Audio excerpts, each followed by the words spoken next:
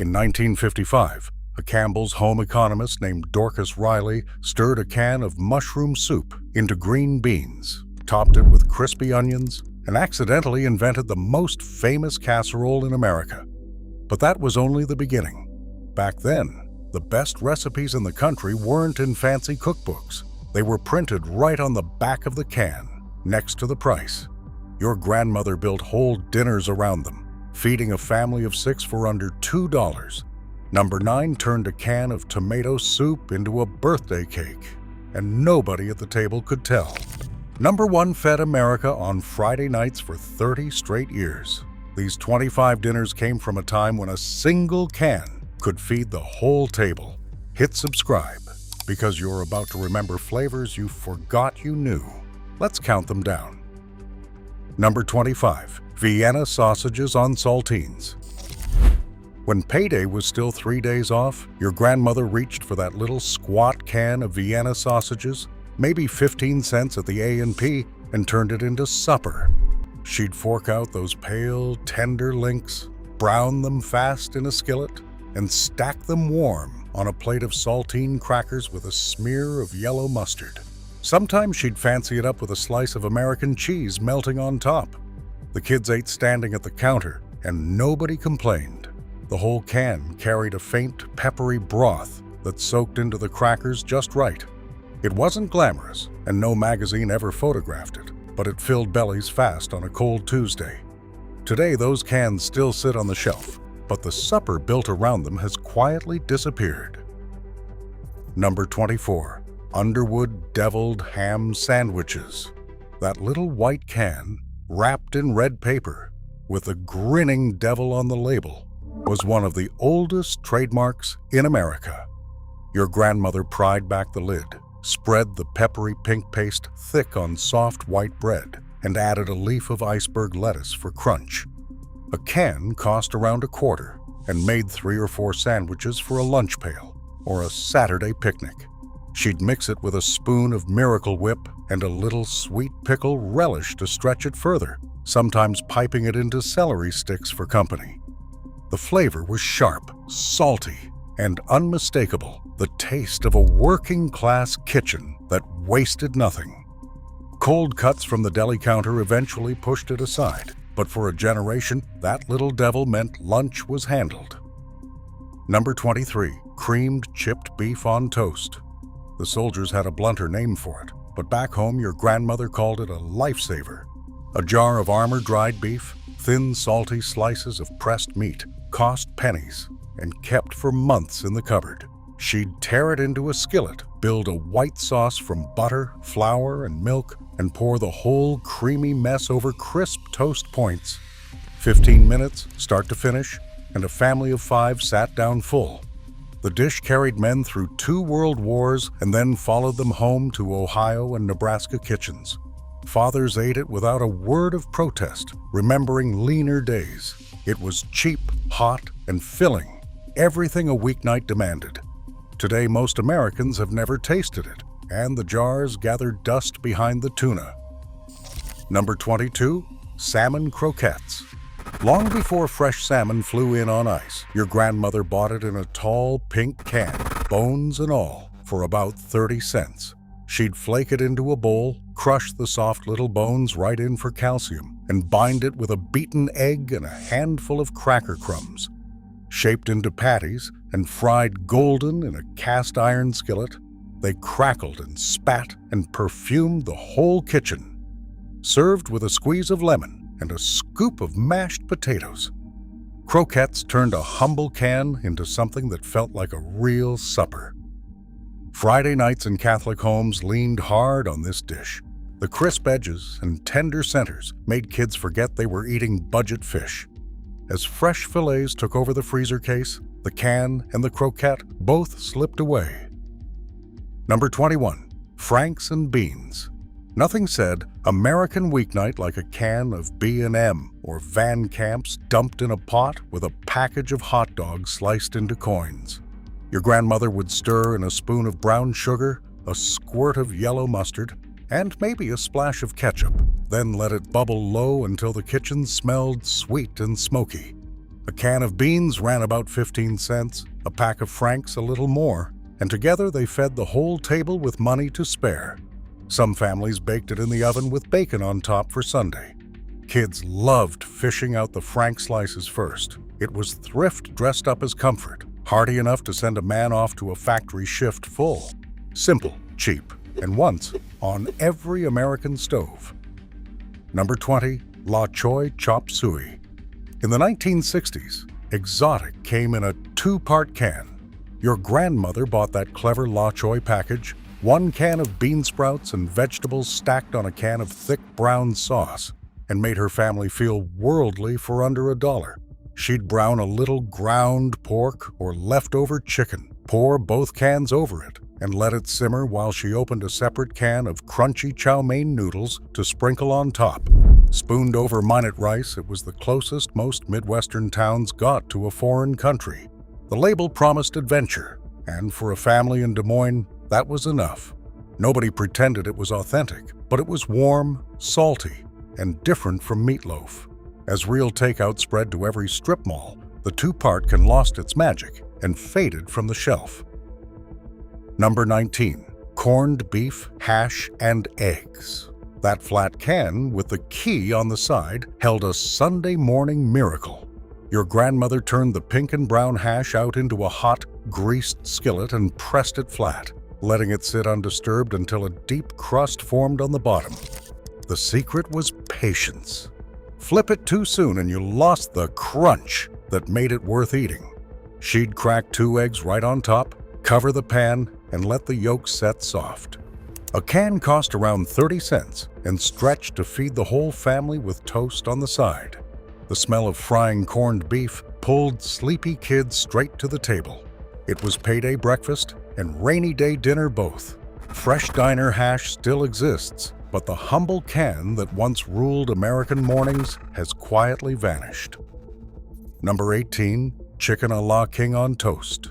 When your grandmother wanted to serve something that sounded like a hotel menu, she reached for a can of Swanson or a jar of the creamy stuff and ladled it steaming over toast points or crisp patty shells.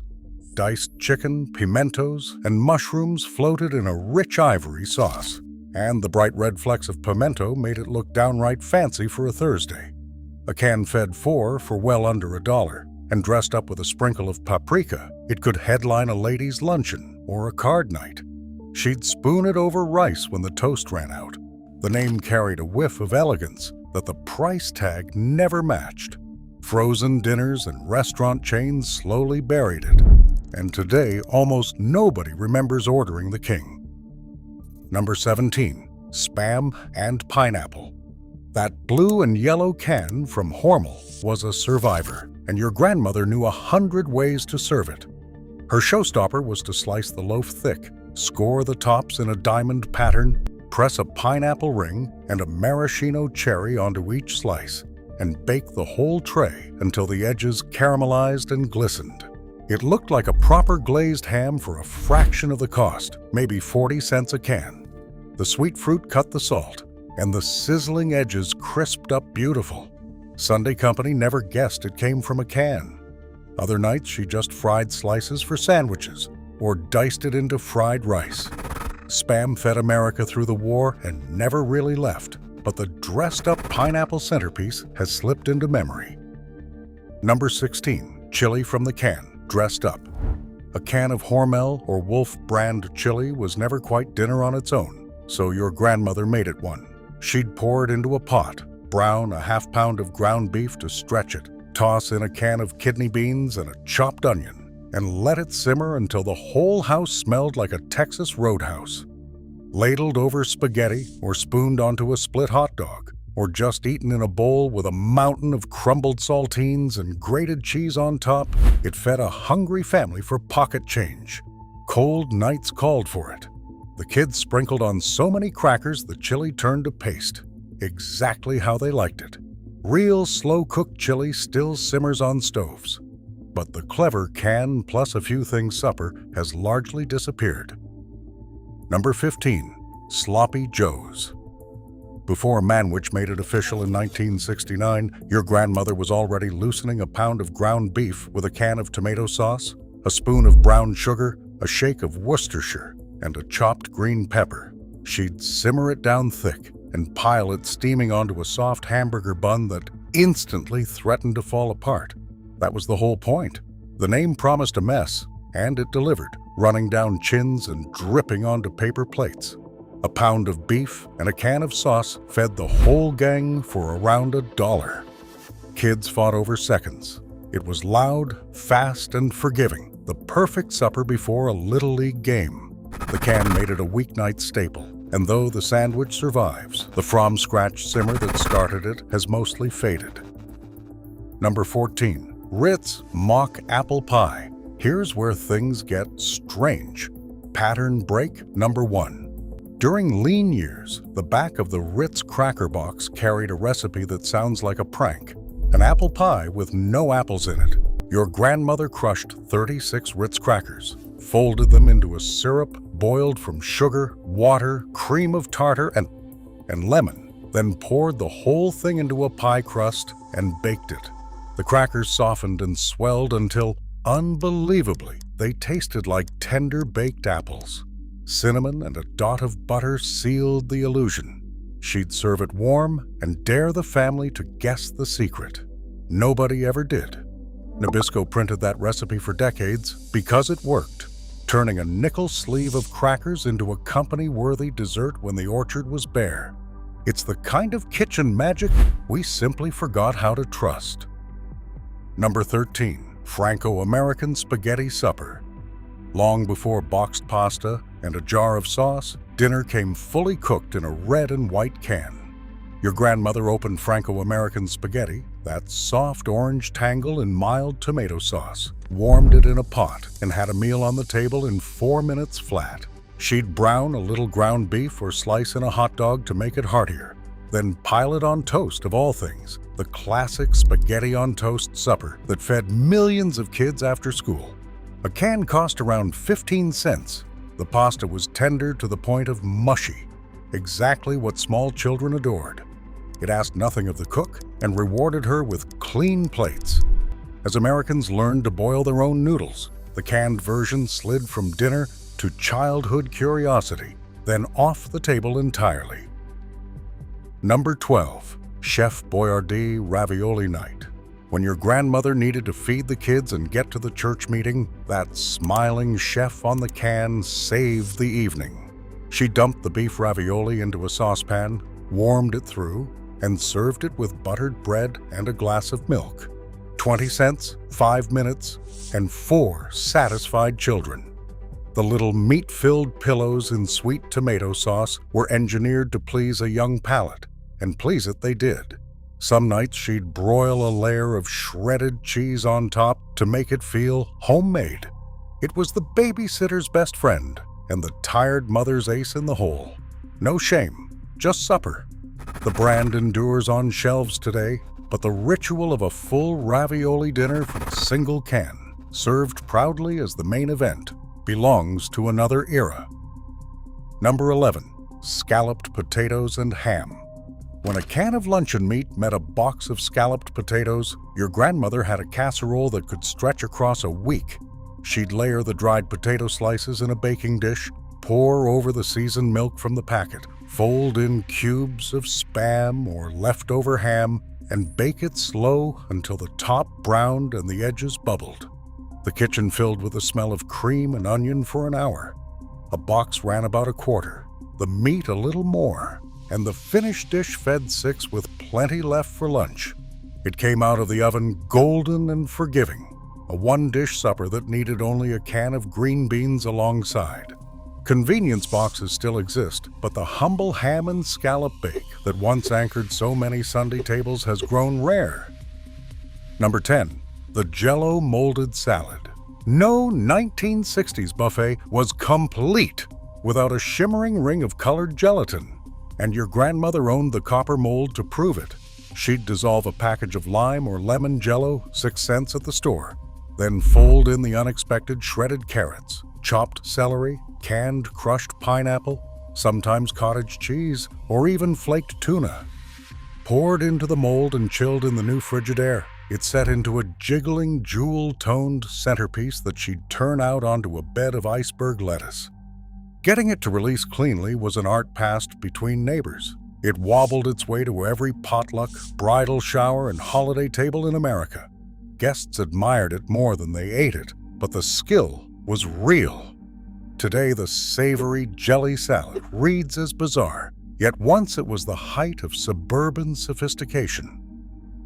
Number 9, Campbell's Tomato Soup Spice Cake, Pattern Break. Number 2, and the strangest of them all. On the back of the red and white soup can sat a recipe your grandmother swore by, a moist spice cake made with a whole can of condensed tomato soup.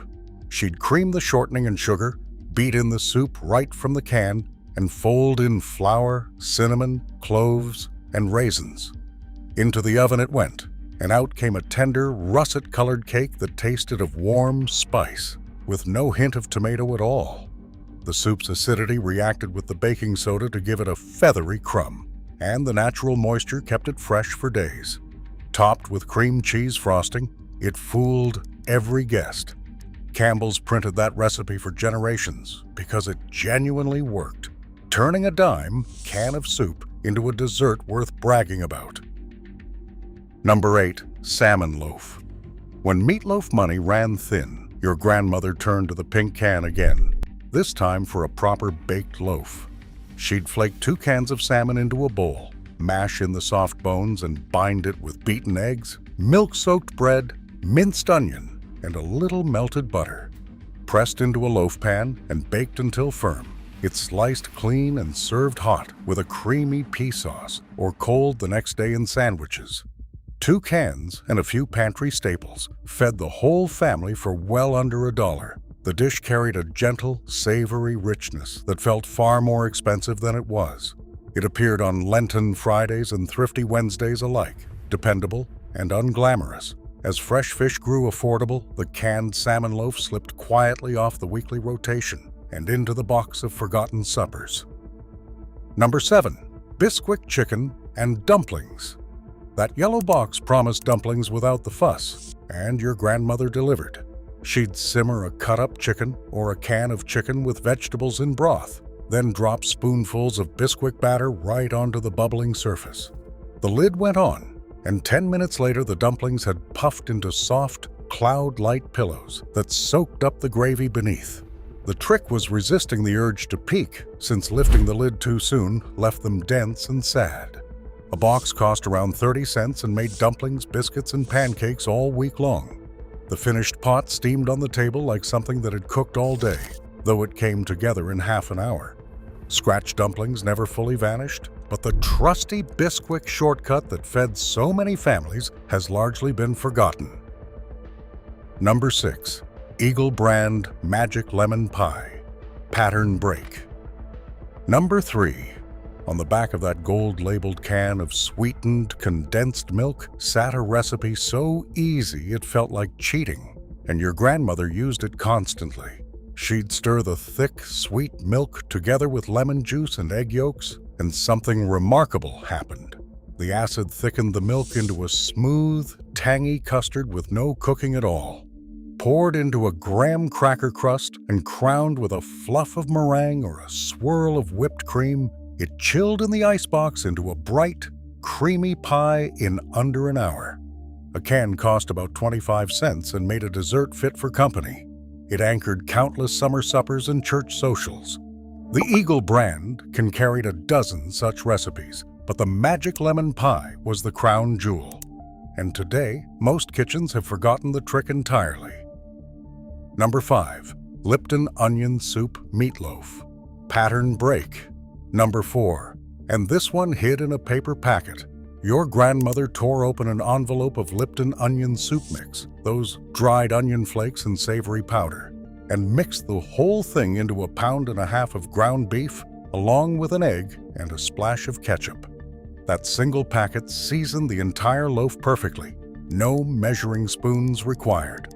Shaped in a pan and baked until the top glazed dark, it sliced into a moist, deeply savory meatloaf that tasted like she'd fussed for hours. Lipton printed the recipe right on the box and called it their superior meatloaf.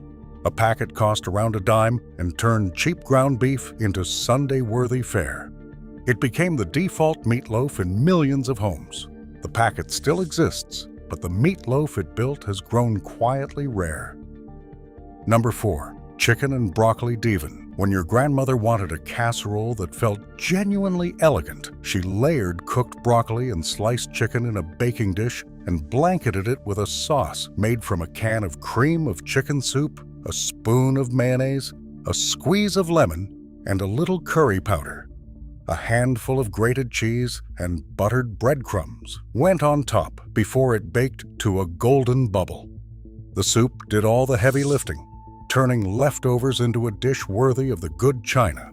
A can cost around 15 cents. It graced bridge clubs and Sunday dinners, its French-sounding name lending glamour to what was, at heart, a thrifty use of Tuesday's chicken. The whole thing came together in one dish with almost no skill required. Casseroles like it built the reputation of the American hostess, then slowly disappeared. Number 3. Green bean casserole. Here is the dish that started it all.